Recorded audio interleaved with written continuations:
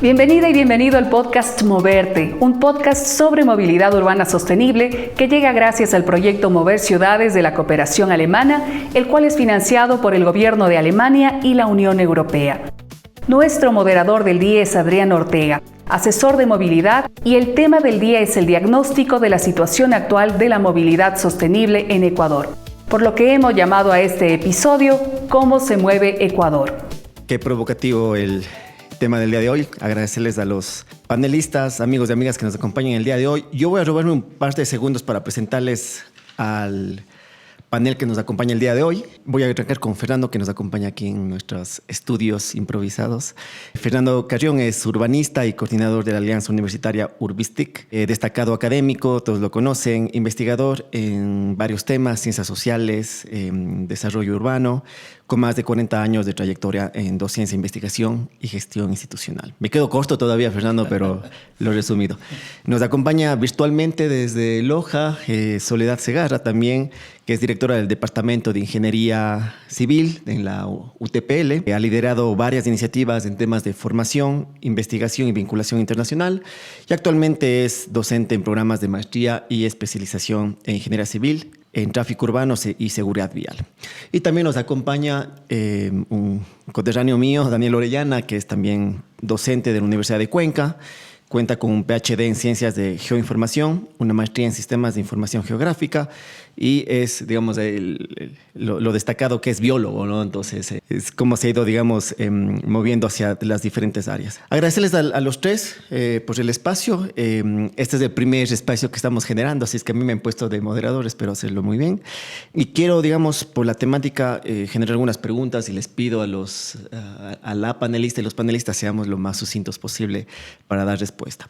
¿Cómo se encuentra la movilidad en el Ecuador? ¿Cuál es la situación? Creo que es un tema muy importante y creo que estamos con ustedes que tienen un gran conocimiento en la temática. No estamos tomando decisiones en base a datos. Eso creo que es un tema que es general en el Ecuador. Los datos son importantes de movilidad. Estamos tomando decisiones en base a datos. Sabemos lo que está pasando para tomar datos y creo que esa es la primera pregunta. ¿Cómo estamos considerando y cómo estamos planificando las ciudades, sobre todo la movilidad, en base a datos? Sentimos que los datos están siendo un tema presente para definir y tomar decisiones.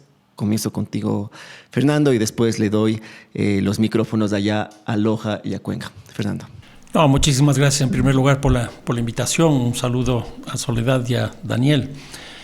Sí, yo creo que ese es un problema en general de las políticas públicas en el país.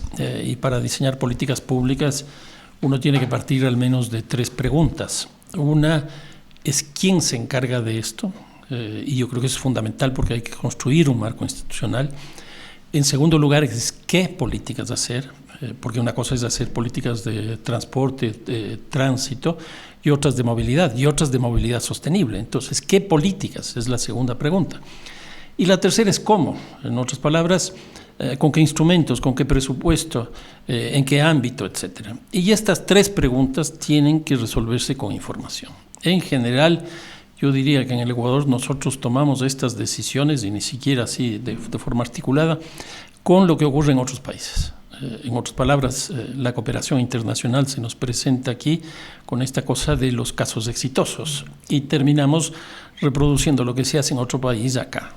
De todas maneras, lo que yo estoy viendo en términos de movilidad sostenible en el Ecuador es que estamos avanzando, no en los plazos, en los tiempos que deberíamos caminar, pero sí veo que estamos caminando. Le doy el paso a Soledad y tal vez ahí incluyo una pregunta. Es, desde la academia, ¿cómo estamos aportando para la toma de decisiones? ¿Sentimos que todavía que hace falta generar datos para tomar buenas decisiones? ¿Sabemos lo que está pasando?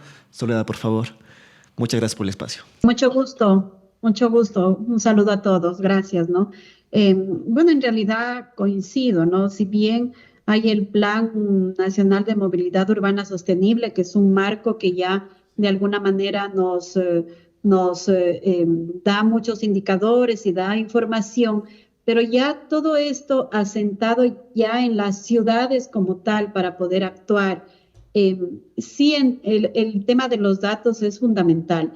Nosotros en la última intervención que hicimos justo acá en la ciudad de Loja con movilidad activa, se pudo revertir muchas percepciones negativas de este tipo de intervenciones justamente con datos que generamos, ¿no?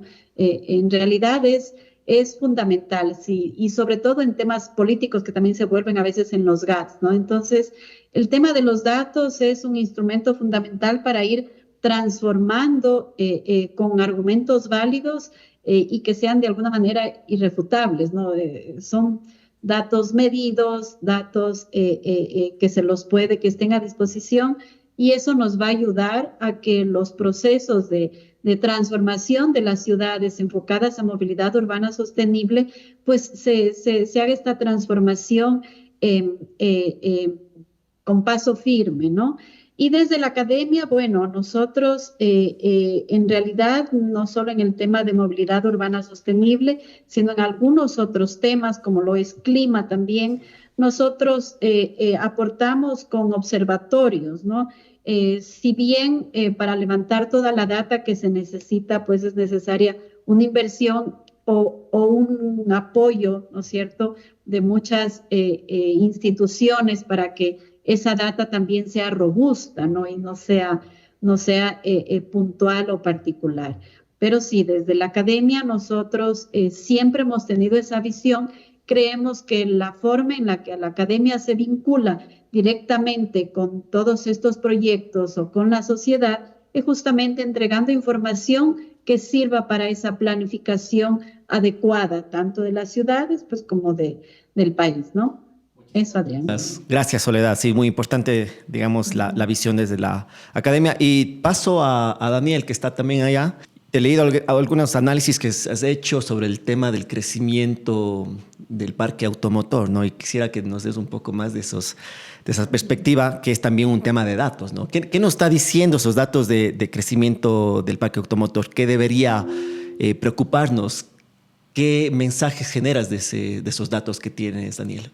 Sí, efectivamente, y ya como investigador y voy a decir como fan del análisis de datos, porque coincido ahí con Soledad que los datos apoyan muchísimo en sentar discursos, en sentar agendas, en alinear voluntades, incluso en superar dificultades y diferencias cuando se hacen intervenciones que en todos los casos puede haber a quien le moleste, pero los datos siempre nos ayudan a eso, ¿no?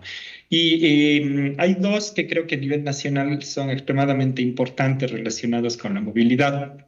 El uno es el crecimiento del parque automotor, como acabas de mencionar, que yo creo que en último término, digamos, recoge un montón de hechos y de situaciones detrás y que se reflejan en esto como un indicador, porque creo que es importante recordar, es un indicador, es mucho más complejo lo que está detrás, pero nos muestra si es que pasa algo en temas de movilidad, ¿no? En el caso de Cuenca, por poner un ejemplo, el número es brutal. Hemos crecido la última década 4 veces más en número de vehículos que en número de personas. Eso quiere decir que por cada niño nacido en la ciudad tenemos 4 nuevos vehículos, 4 nuevos carros, ¿no?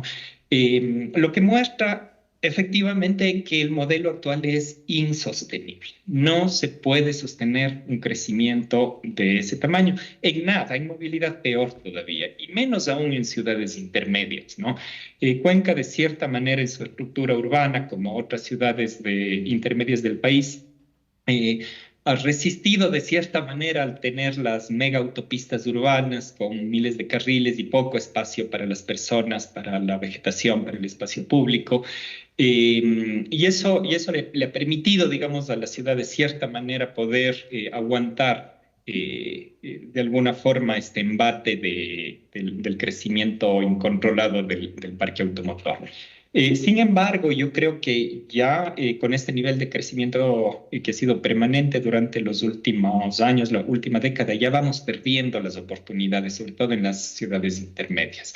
Y yo creo que eso es lo que más me alarma en este momento. Es decir, si bien hemos avanzado en muchas cosas, como Fernando mencionó hace un momento, todavía no se refleja eso en los indicadores. La cantidad de personas que se mueven en transporte público ha disminuido muchísimo, sobre todo luego de la pandemia. En el caso de Cuenca esto ha sido muy grave.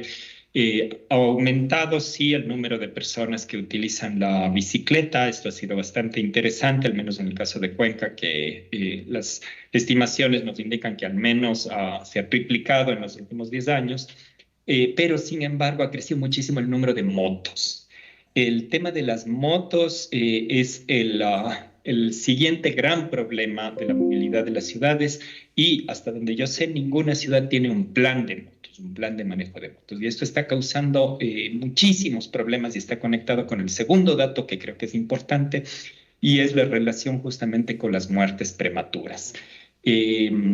En el caso de Ecuador, la principal causa de muerte prematura en las edades de adolescentes y adultos jóvenes eran y son en muchos casos principalmente los accidentes de tránsito, los siniestros viales. Es allí donde más vidas se pierden en Ecuador.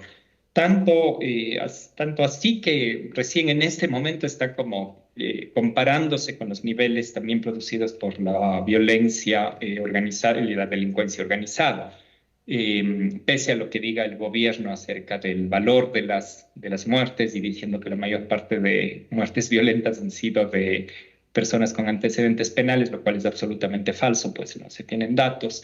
Los siniestros viales afectan a todos y de manera desproporcionada a las personas jóvenes.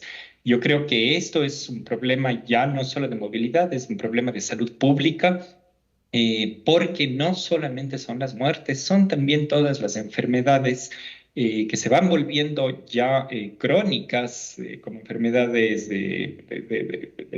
a nivel de la sociedad, relacionadas también con el modelo actual de movilidad, principalmente problemas cardiovasculares por la falta de ejercicio, el sedentarismo y obviamente por otro lado la mala alimentación, y también enfermedades respiratorias relacionadas con asma y con varios problemas respiratorios que están producidos justamente por la mala calidad del aire. Hay una tesis muy interesante que ha medido la calidad del aire en la entrada de las escuelas y de los centros infantiles, y es de las peores calidades del aire que se registran en la ciudad, porque es un momento que se acumulan muchísimos vehículos, tanto particulares como las busetas, en un momento donde los niños están empezando su día, ¿no? Y esto es extremadamente grave, y pues por ahí se disparan justamente todos estos problemas respiratorios que estamos viendo.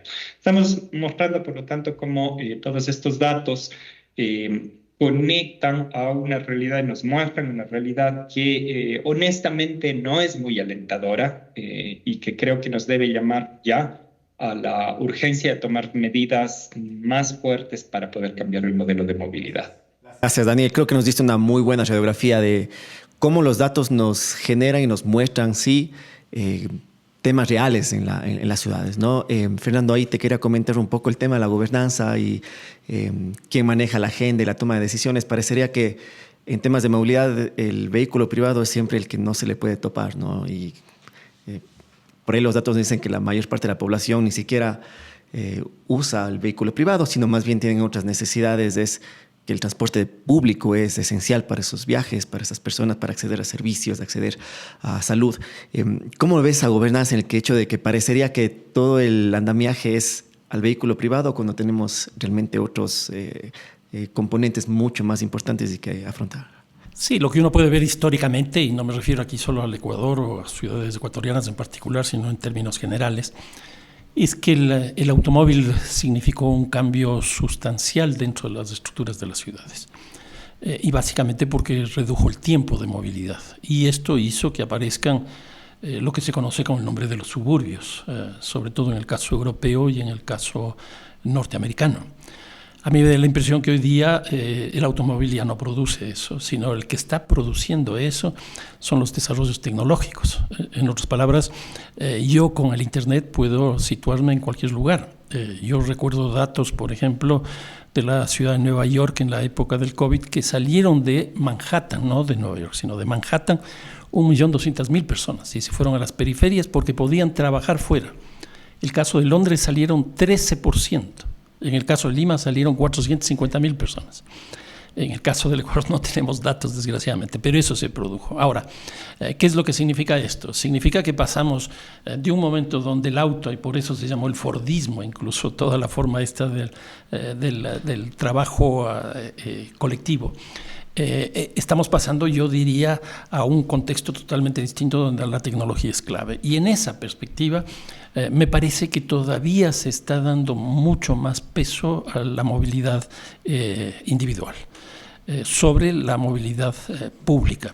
De los datos que yo tengo en el caso de Quito, los datos que se hicieron en el 2010 para el estudio del metro eran que el 62% del transporte era público, como más o menos 3.100 buses, y el 22% se hacían con automóviles privados de más o menos 450.000 vehículos, y que cada vehículo llevaba 1.3 personas.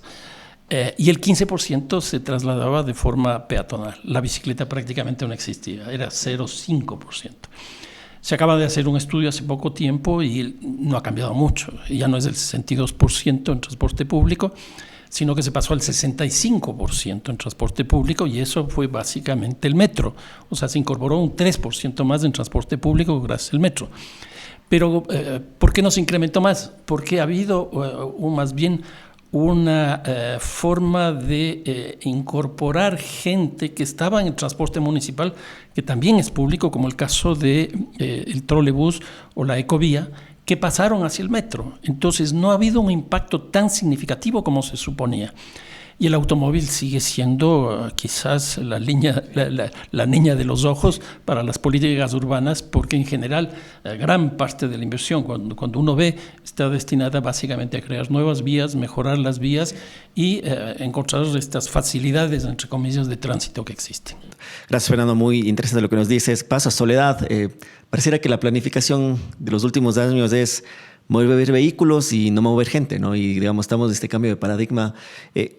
Quiero destacar el proceso que hay en Loja, digamos, que ustedes han estado apoyando desde la universidad, el tema de cómo logramos que los centros de las ciudades donde pasan gran cantidad de cosas, donde están todos los comercios, donde pasan mucho de los elementos y actividades, puede incorporarse una visión más allá de que la persona es la que debería estar y el enfoque de la planificación en esas zonas. Digamos, dejemos el vehículo aparte y generemos zonas centrales que sean provistas para la población. ¿Cómo ha sido ese proceso en Loja, que ha sido muy interesante, que ustedes han estado apoyando? En realidad, justamente los datos que nos da Fernando y Daniel, en Loja ha habido un comportamiento similar, por ejemplo, en lo que es crecimiento del parque automotor. Quizá para irnos ubicando, Loja es una ciudad intermedia, tenemos alrededor de 200,000 habitantes con una formación, una geometría alargada, ¿no es cierto?, de la ciudad, por lo tanto muy estrecha en el centro histórico, ¿no? Nosotros también hemos tenido un incremento del parque automotor de alrededor de 1.500 vehículos al año. También se ha triplicado las motocicletas. Incluso en mediciones que nosotros hemos tenido, la velocidad que adquieren las bicicletas en las zonas urbanas, en tramos de un bloque, de una cuadra, pues son mucho más altas a las velocidades de los vehículos. Las motos llegan alrededor de 48 kilómetros por hora desde que arrancan hasta llegar a la otra esquina, ¿no? Mientras que los vehículos se mantienen en el mismo tramo y en las mismas condiciones en alrededor de 32 kilómetros por hora. Entonces, solo con eso ya es una alerta de ver cómo está el comportamiento del parque automotor.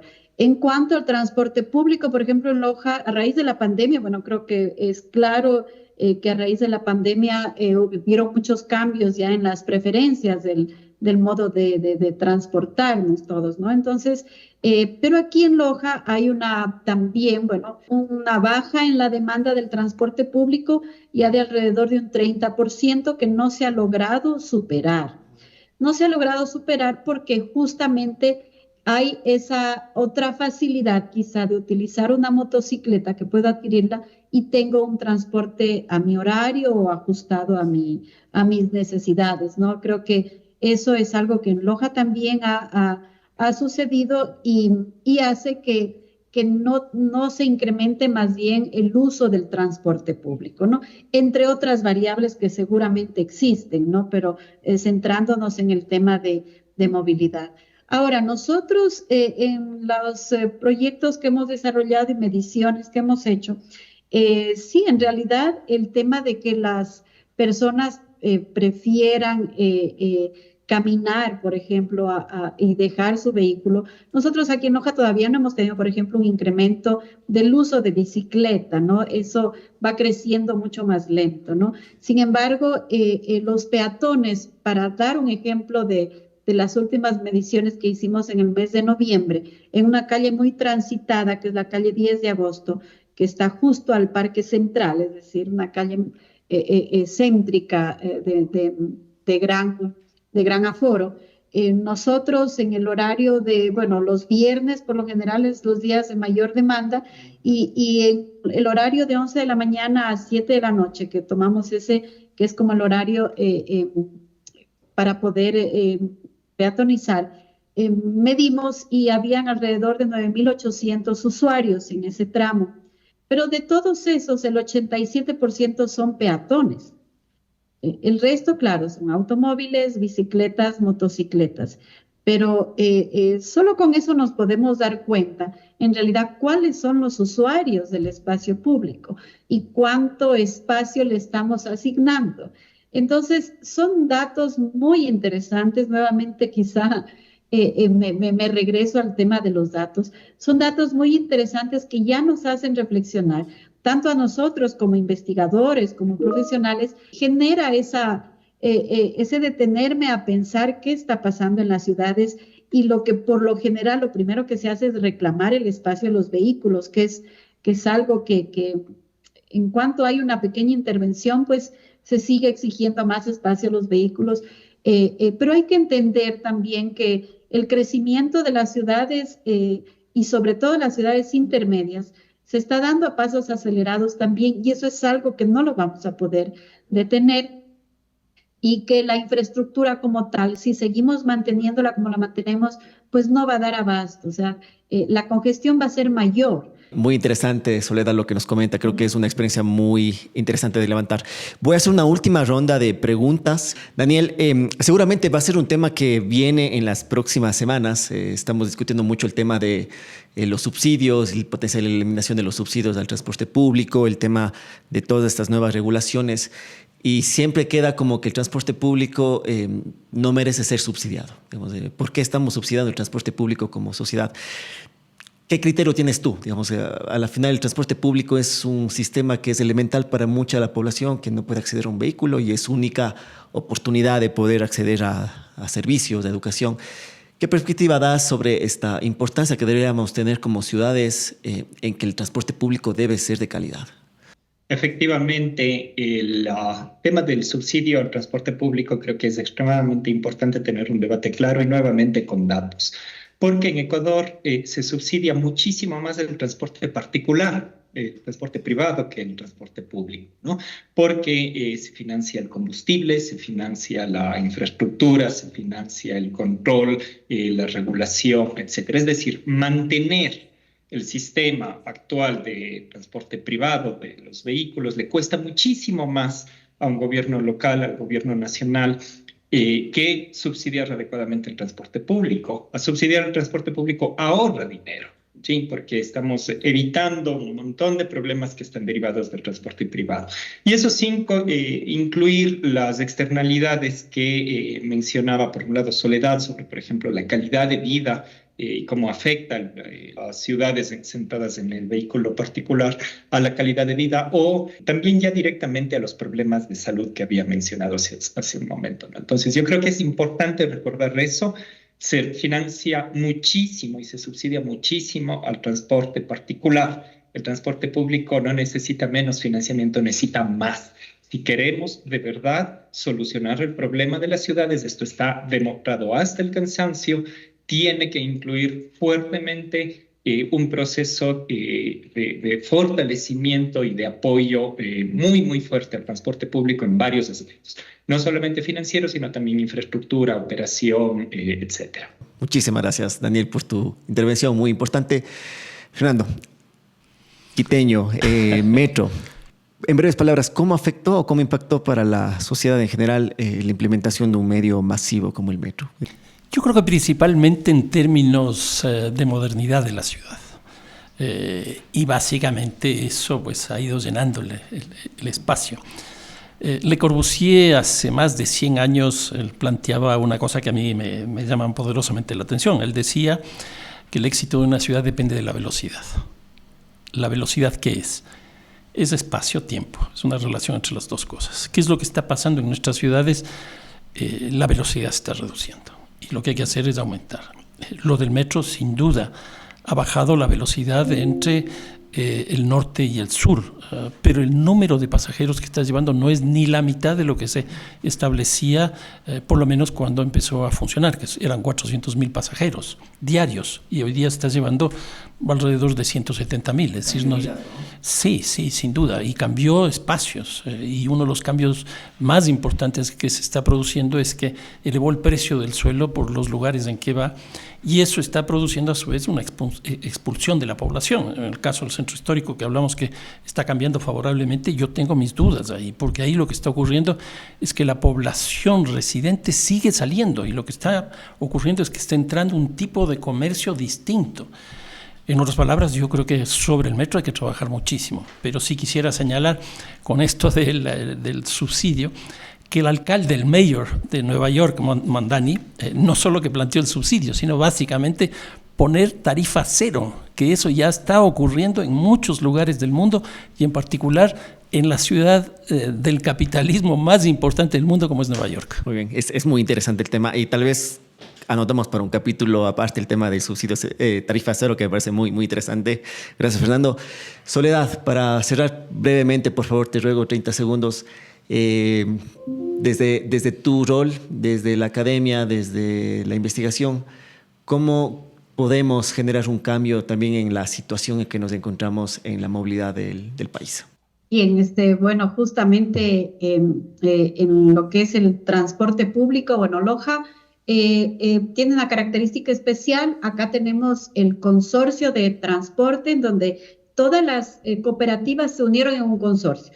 Es un modelo de gestión muy interesante y que se debería apoyar. Ellos en el 2019 tuvieron una demanda, lo que les decía, de alrededor de 140.000 usuarios, y ahora en el 2025 han tenido 107.000 usuarios. Como les digo, esa pérdida de demanda que ellos tienen ya es una alerta para las entidades municipales y de apoyo a este tipo de transporte, porque ya significa que la población sigue creciendo, eso sabemos, ¿no? Sin embargo, ellos no logran recuperar esos usuarios. ¿Qué significa? Que se están desviando a otros tipos de transporte, ¿no? Pienso que incluso, bueno, nosotros íbamos a apoyar un poco con una revisión de rutas nuevamente, porque si no también lo que pasa es que se atienden las rutas de mayor demanda y se descuidan las de menor demanda, dejando a un lado justamente a las poblaciones o a los ciudadanos más vulnerables que viven en zonas más alejadas, ¿no?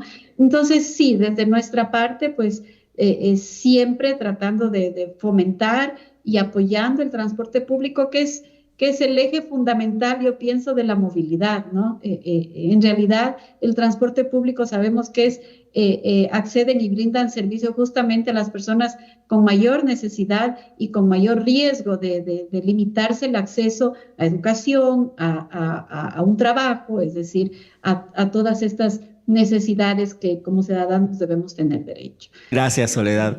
Bueno, agradecerles de este primer podcast que hemos logrado desarrollar, agradecerles a los panelistas, Fernando, está Daniel, está Soledad, agradecerles por su espacio y ahí sí le paso el micrófono a Lore.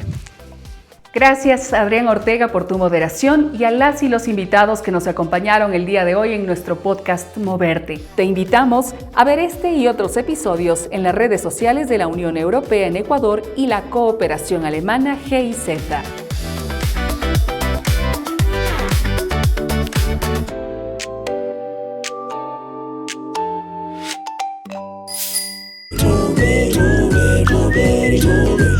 Move.